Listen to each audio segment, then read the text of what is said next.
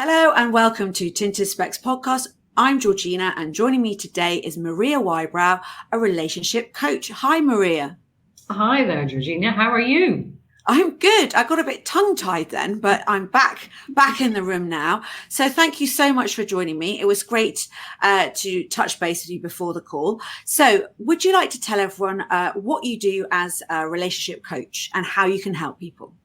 Well, thank you very much for the opportunity for me to talk about my passion. So my name is Maria Wybrow. I am a relationship coach and I coach codependents, women and men that are in recovery from codependency, to attract and manifest that relationship, the healthy, fulfilling relationship.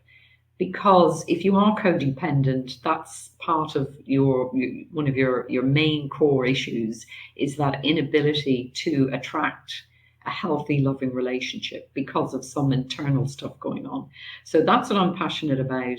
I also work with recovering adult children of alcoholics who've got codependent issues.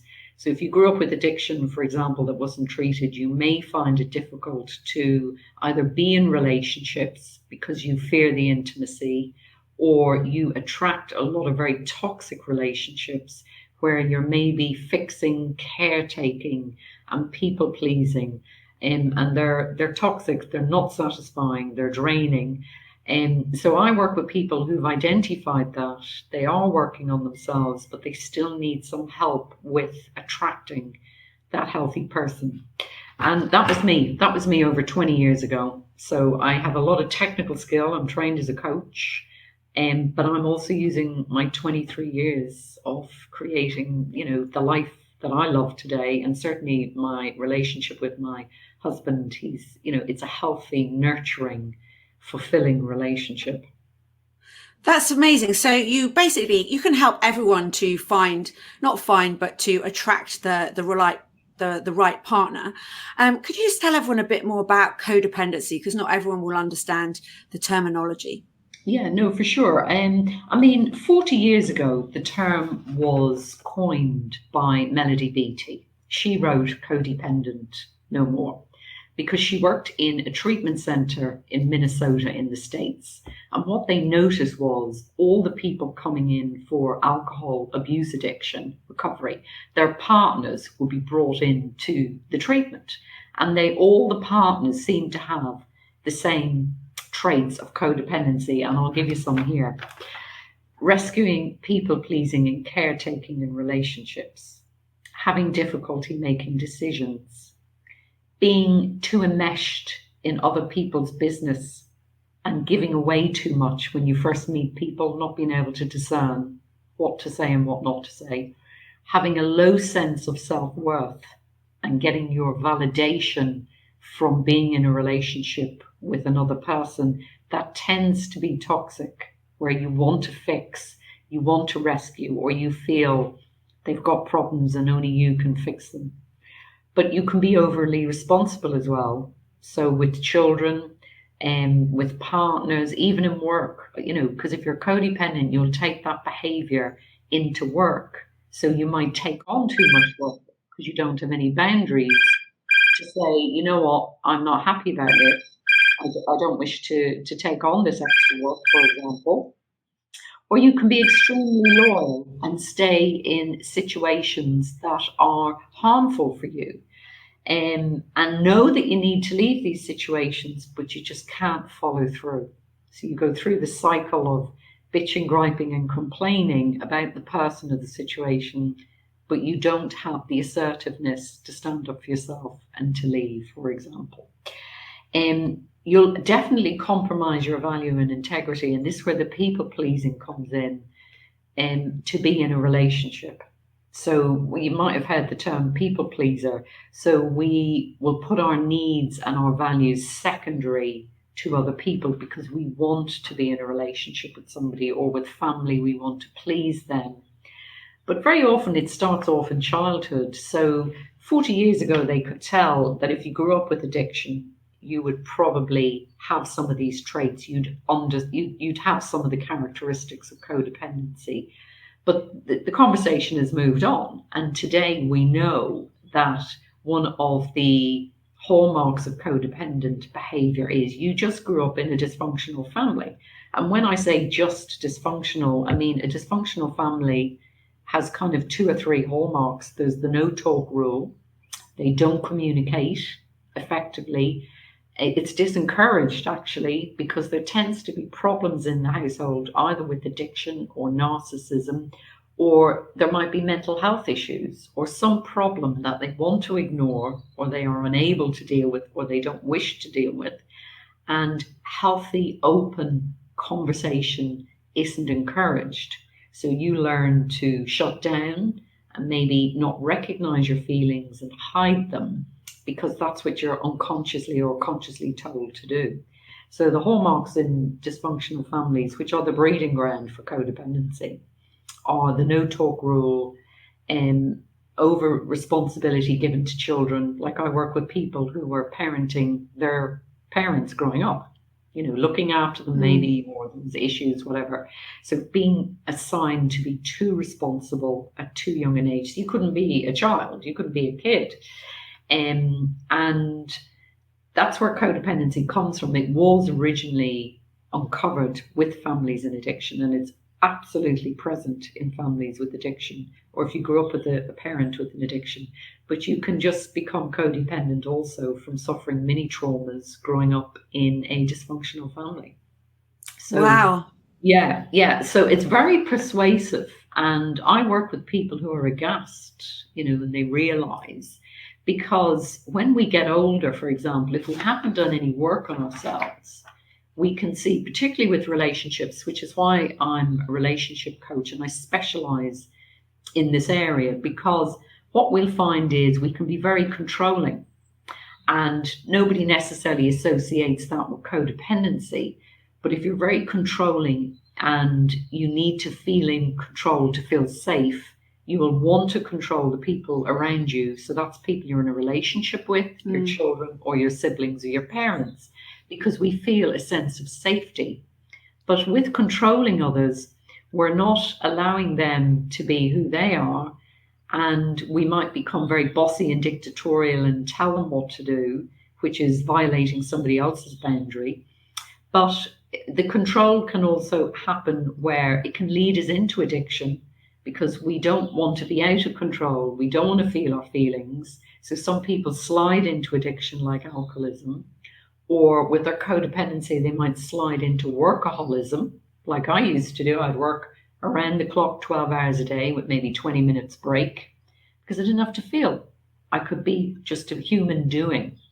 And I think it's important to recognize that. But what's underlying codependent behavior is shame and low self-esteem.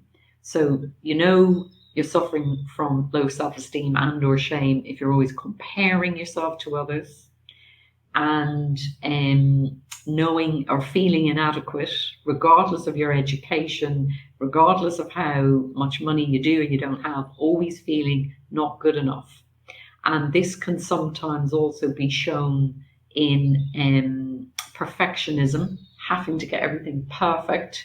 Because if you grew up in a dysfunctional home that was a bit chaotic, for example, like I did, to be perfect makes it feel like there's control. So if I look perfect, my work is perfect, and I keep at it until it's perfect, we're trying to feel safe and secure. And of course, perfectionism is unsustainable. I mean, by the time you get to midlife, you're going to be burned out because we're human.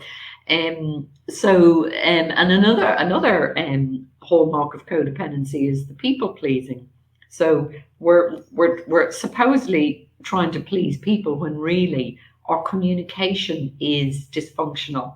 So we don't know how to say how we're feeling because we're not feeling, or we didn't grow up in a family where there was open communication. So you could say, actually, I'm not happy about this, or actually, I don't want to do that because your needs weren't important. Your voice wasn't valid. So if we're adults and we behave like this, we can go along with things. That saying, well, I went along with this situation or with a person, a relationship, for example. I didn't really want to do it. It wasn't really my thing, but I went along with it.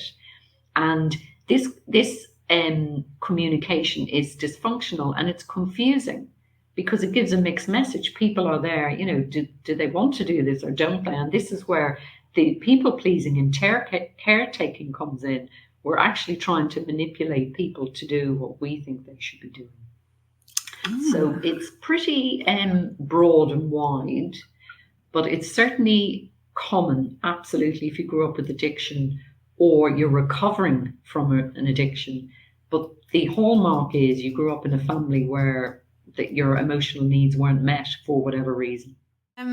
Two things that came up from what you just said. I was watching the film Everest, and in it there was this guy who he didn't get to the summit, and he ended up having both his hands amputated and his nose. And he was famous because it happened, and there was quite a few deaths that year. Anyway, what he said before that was that he loved mountain climbing, like big mountains, because this black cloud wasn't following him around everywhere. So when you were talking about how, as a workaholic, you didn't have to feel because you're working, I suddenly thought about this guy, because this film has really had a big impact on me. I think because I'm 47 and there's a lady in it, this Japanese girl who's 47, and she died up coming down the mountain. So I was just like, oh my God, this is a sign. I will never climb Everest ever. I wasn't going to anyway, but it really kind of, I don't know, it kind of made me think that, I'm sure it was something that she was born to do or he was born to do, but why were they doing it? Why were they not happy with the life they created at home and all that kind of thing? And it really kind of touched me, that. And then also, just before we started to chat, I was listening to Radio 2, and there was a lady talking about her mother who at the age of 50 just slipped into slid, I think was the terminology used, into alcoholism. So there must be some triggers. Sometimes people maybe don't start as alcoholics, but they end up due to some trauma. And do you think that's because of pre-generational issue that it's a combination? But what a lot of addicts don't understand, and I see this a lot on Clubhouse because they're very open on Clubhouse, and mainly the Americans, about addiction and recovery, is they're not aware that they're codependent. So they're numbed themselves. They're trying to feel it more in control. And it's very, I understand what that's like, in that, not that I'm an addict, but I grew up in a household where I wasn't allowed to have any emotion. There was so much drama and chaos. You just had to be doing. So getting up into the world like an adult, if you're not dealing with your feelings, so you're not feeling them, you're going to miss out on cues and attract people and situations that maybe aren't right for you. And if you're not aware of your needs and feelings, you're not going to get that. You might get it when you're in a toxic relationship, but you're not going to get it to avoid it, for example. But also we can slip into addictions, because if we're feeling a lot of shame and we're uncomfortable within ourselves, alcohol, for example, is a socially acceptable drug in the Western world. So people can drink and it's okay. But also workaholism. So absolutely, some people feel they're born an addict, but you can slip into addiction. And that lady you're referring to probably has a lot of codependent traits, unaware that she does, because when the addict then gets clean or sober, their early recovery, it can be very, very painful, because they expect life to get better because they put down the drink or they've let go of the drug. Or you can have a behavioural addiction like I did, for example, with shopping. So I'd shop, spend lots of money and feel better. And then at the end of the shopping trip, you feel like crap again. The cycle continues. But in early recovery, we stop anaesthetising. So we're left with our feelings. And if you're not working with a coach or a therapist or somebody to help you navigate that, you can slip back into the cycle of picking up the drink or the drug to avoid yourself. And what you were saying about the mountain climbing incident, I am a firm believer that people who engage in activities that are detrimental to their well-being are avoiding themselves in a socially acceptable way. So, for example, like doing what you just said, absolutely, and society says it's okay. But the reality is, that's the core of codependency, is not being able to advocate for ourselves. So if we're not in tune with what's, we're feeling, or we don't want to be in tune, we'll engage in these behaviors or create relationships. Because I never had an issue, for example, with alcohol, but I always attracted somebody who did in the past. I don't do that today. So whilst I wasn't drinking, I had somebody in my life who'd lots of issues because of their addiction to drugs or alcohol or workaholism. And the fundamental thing was they couldn't be there for me. They couldn't participate in a relationship with you. They may want to, but they're not able to. And that's where a lot of resentments and anger breed. And a lot of people divorce because they don't get help, or they just get so sick of each other. But yeah, it's completely recoverable though. You can absolutely get over codependency. I know that. I choose to still work on myself today, because today I just see it as part of my personal development, and I enjoy it. And I like learning. I love learning. So I'm always researching and studying. But it is recoverable, but we need to come out of denial. A lot of people that come to me for help because they've got the relationship issues. We feel that flares, and it's there. The codependency is there. And without any work, if you have codependency or you identify with it, by the time you're in midlife, you'll either be divorced, maybe twice, or you mightn't do a relationship because it's too painful. It's to be intimate with somebody, to bear yourself. So a lot of codependents can have starve themselves of relationships, or you can jump from relation to relationship, always trying to avoid yourself or fearing intimacy, unlike some codependents who will just stay in a toxic relationship. And one of the reasons they don't leave is because it reminds them to leave, even though they know they need to. It reminds them of the childhood abandonment. And for that, a lot of codependents won't even go there. They'd rather stay in the pain. But they do come and see me. I'm getting a lot of women to come and see me in their 50s because the pain gets too much. And the car crash, the wreckage of life is behind. And they eventually go, you know what, there's something wrong here. But this is all avoidable. And I think there should be more education in schools about codependency. Because if you teach kids younger, or, young adults going out into the world, they will have much better, satisfying lives. The quality of our lives depends upon our relationship with ourselves and our relationship with others. Yeah. So faulty, if that's faulty from the get-go, how do you, I say to people, how do you think that's going to work? If you're ignoring yourself, not just for a few years, for decades, and you're running after other people, how do you think, are you surprised that you're maybe in the situation you're in? No, it's interesting what you said about how when people stop drinking, they don't have the they're not anesthetized anymore, so they can feel. And I had a sudden thought about, and we were talking about Everest and traveling, and I've always loved traveling. And I think a lot of the time I've done it to run away, though, because this is an excuse. So I have my trips abroad, etc. And because of the pandemic, I haven't been able to go traveling, which has been quite interesting, let's say. So, the pandemic has forced me to be in one place for a very long time, probably the longest time I've ever not traveled. Definitely, not probably, 100%, the longest time I've ever not traveled. I mean, even 3 months would be long, but 18 months is a long time. And it's quite strange because you do have to look at yourself. So I suppose that was my addiction, was traveling.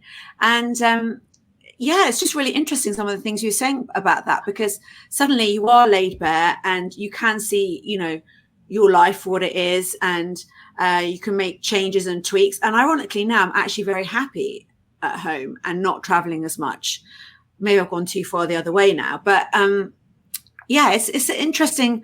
A lot of the things you're saying are so interesting. And then the other thing we talked about just before the call was you were talking about in America how children of alcoholics were put on the 12-step program, and how they were very aware of codependency and how this was a new thing that was coming over to this country.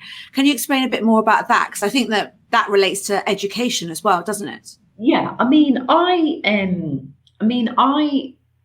in my first marriage married an addict.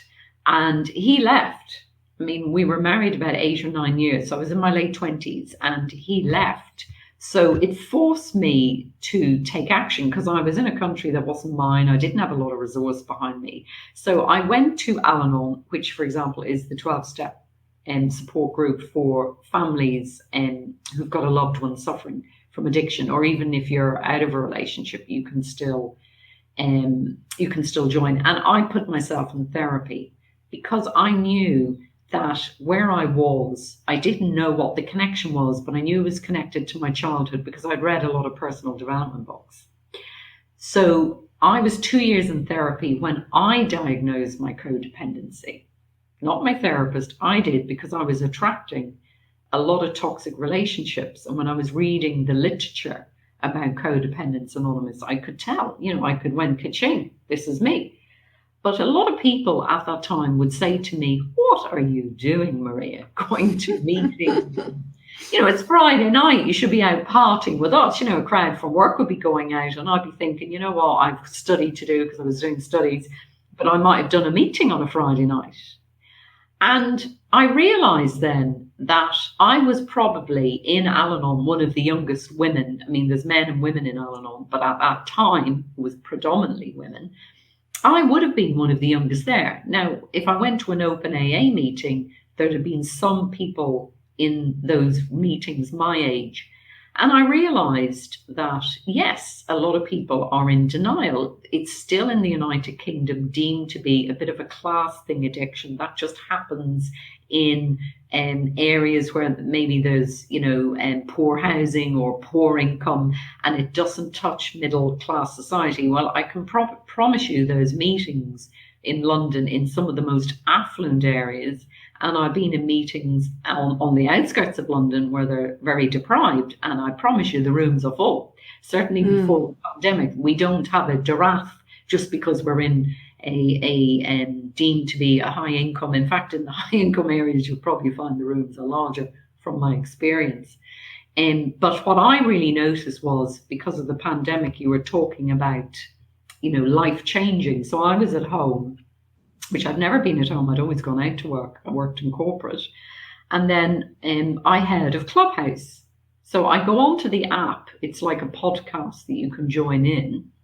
And I go onto the app, and literally to my horror and delight and shock and surprise, the first room I went into, which was about addiction, all these Americans were talking openly about, in a very boundaried manner, very organized, planned, and there was a topic and a moderator. So it was all very boundaried, but talking about addiction, talking about codependency. Everybody knew. I actually said, hey, do you guys get codependency? Oh, yeah. Yeah, all talking about codependency, all talking about dysfunctional childhoods. And yes, in the US, a lot of adult children of alcoholics, for example, go to ACOA meetings. So that's adult children of alcoholics meetings. So those meetings are in the UK, absolutely. But they started in the US.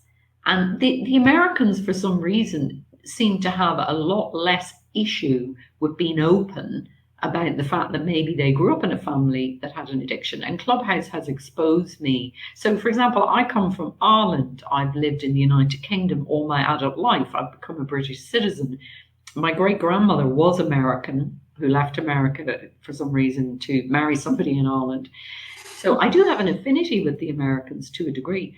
But what shocked me is I rock up as a Brit/Irish person, and I can jump into the conversation, no problem. Nobody goes, what are you talking about? Nobody goes, this is all news to me. In fact, I'm learning from them. Apart from on the codependency, so many addicts have reached out to me in the last few months and gone, wow, we're in recovery. People in Europe, but in America as well, we did not understand that codependency, that we were codependent, and that this could be fueling what was going on with my addictions. So it's been fascinating because it's opened up a world to me, and it's a great resource as well, Clubhouse. You can find a room about any topic on the planet, probably.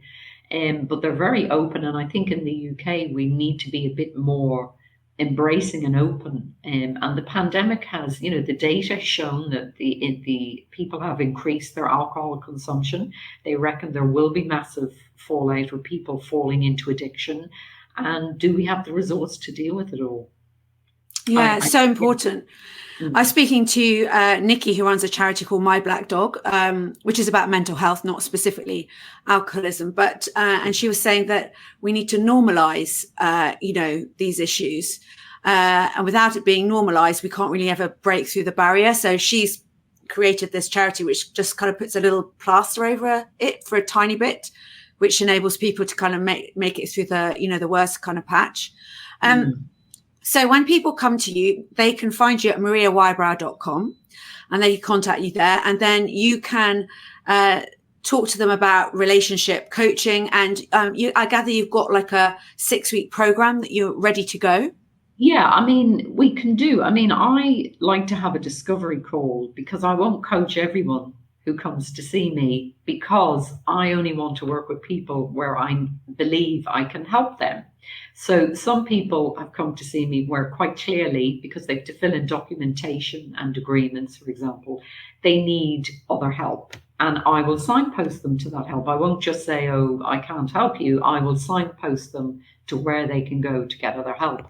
But then there's other people that I am working with where, yes, I can help them create a stronger foundation, which, is probably a 3-month package where we do 3 calls a month for 3 months, because the data shows that for any change to happen, you must be working at it 3 times a week for 3 months as a minimum. So I have done a lot of, I'm trained as a coach, so there is a foundational program I can take people through. But so there is structure. But some people don't want that. Some people work better just to be able to offload whatever it is bothering them on the call, and the coaching I will do with them. And then some people realize, no, I do want the structure. So I can use that. And I'm working on currently building an attraction program. So people who want to create, I know, Georgina, that I can help women and men attract a healthier relationship. But I've niched with codependents, those that are in recovery from codependency, because that's me. That has been my journey. And with all this technical knowledge, I give my 23 years of working on me. And I just wish that I had a coach like me 23 years ago when I was stepping out, because I'd have had a roadmap. I'd have probably become aware sooner. I'd have realized sooner, and awareness is the precursor to choice. If I'm aware, the world, it's opened up a big door to me. If I'm not aware, it's still closed. So, that's why I do this. I'm passionate about it, and then do a transformation program, because with any attraction, you have to, if you want to change your attachment style, you have to change your style first. So the more healed and resolved and together you are, and you're in touch with your needs, for example, we're a better place to go out and date and to advocate for ourselves and to suss out who's really right for us, as opposed to, am I just filling their gap, or does this relationship look good? Where you're asserting yourself, what is it is that you want and what will work with you. Because I had an idea after doing a lot of work on myself that certain personality types wouldn't work with me, for example. And I learned to even know to do that by doing all this other work on myself. So people think that it just happens by fluke, they meet a healthy relationship. I beg to differ, because the deal is made, I think, unconsciously when we first meet somebody. So when I work with people and I say to them, can you tell me a little bit about how this relationship started? It's always the same. They missed the cues that other people would naturally eschew, that they would eschew from today, generally. Right. Yeah. And that's what you also likened it to, having a boat with little leaks in it, and how everyone's got a boat with a little leak. So by going through this coaching program, you can kind of help to plug the holes. Yeah, plug the holes, and then put up the mast. Yeah, and the sails. Get out your compass and your steering wheel, and go. Once you've done your foundation program, you're ready to go. So where do you want to go, and what type of relationship do you want, and how do you think you're going to find that? And that's what the coaching can do as well. So there'll always be stormy waters at times. So we're always going to have challenges, but the more secure our boat is, And we know then how to maintain it. So when a leak happens again, we're not absolutely thrown out. We can go, I know how to seal that again. And then eventually the leaks probably stop, for example. You're in a better position to navigate what you want, as opposed to being somebody who is fulfilling somebody else's needs. You can assert yourself and say, actually, what do I want, and what type of relationship would be best for me? Yeah. And the silver lining, I say to the women who come to see me, I mean, they're not all in midlife, but if you are in midlife, is certain challenges are behind you. Like, you're not going to be worried about probably having babies. Some of those challenges are behind you, so you can really focus and knuckle down to what it is you want. Yeah. And get it if you want it. If you want yeah. it. So, over the last, so when did you start the business, and how has the kind of pandemic shaped you over the last kind of 18 months, do you think? Yeah, it's because of the pandemic. I mean, I wanted to leave corporate for a long time, but I couldn't figure out what to do. And then when the pandemic happened, I went back to my coaching provider, and to my horror, they'd already confirmed to me. I trained as a coach over 10 years ago. So I'd already, passed ACC. I am working towards getting even further accreditations. I mean, I don't have to, but I wish to. So that is how the pandemic worked on me, because I learned 20 years ago that when things go wrong, or when we're thrown a challenge we're not anticipating, that we deal with it, and there's a process you use to deal with it. So I used that process thinking, well, what could I do? So I knew to ring them. I loved coaching, but I wanted to do more work on myself before I was prepared. I mean, everybody's got a different point of view, and that's fine. But I didn't want to coach people until I'd fully addressed my childhood issues, which I have done. And I'm so glad I did, because it just feels a lot better, and it's easier. It's a lot easier to help people when you know you've walked the path they want to walk. And what I've used is I've turned what was a negative into a positive, because I've set up my business and I have a following. I have a following in Clubhouse. I have a following on Insta. I was nobody, but just very passionate about helping people recover from codependency, and then attract and create that fulfilling relationship that I have today, that I only created 10 years. When I was in my late 30s, I was working on myself 10 years before I even attracted or recognized. So I get a lot of joy and fulfillment from that relationship. So I know what it's like to be in a relationship that's not like that. It's not good. And I know some people want to be on their own, and I think to spend time on your own is good. But sometimes that can be dissatisfying if you're not really wanting to be on your own at your core, if you know, but maybe you're a bit fearful. So that's what I've done. I've turned it around into something positive for me, where I'm impacting people in a really healthy, positive way. Yeah, you're basically using your experiences to help people to improve their lives and get what they want, basically. Yeah, but my focus is on the romantic relationship. Romantic, okay. Me. So I really want to work moving forward with codependents who want to create that healthy, nurturing relationship with a partner. Absolutely. That's what, I mean, all the people who come to see me, that's at the end of the day, when we get through the stuff and what emerges is that's what they want. Yeah. Well, Maria, thank you so much for speaking to me today. So people can find you at mariawybrow.com and also on Clubhouse. Mm-hmm. And we can add the Clubhouse link as well as your website to the comments below. Mm-hmm. So if anyone is not sure about coming, approaching you, is there any advice that you would give them? Yeah, don't delay. I mean, I do a complimentary call for 40 minutes at mariawybrow.com. They can look and just do a call with me, but not taking action just keeps the boat stuck. You just stay there, leaking, stuck, going nowhere, not moving. So just take the action, because I've done it, and I did it in very challenging circumstances. I didn't have support financially or emotionally, but I was able to draw that into my life, which then supported me to move forward. So I have had very draconian circumstances to overcome. And I believe that I can help people who want to move on from their codependency to create that I'm doing it now. I've done it myself, and I know I can do it. So my advice is take the action. Yeah, get in touch. Let's get that boat moving. I love all these boat analogies I've been hearing from many people over the last couple of weeks. I'm all about boats. Thank you very much, Maria, and I hope to see you soon, and take care. See you later. Bye. Yeah, thank you. Bye-bye.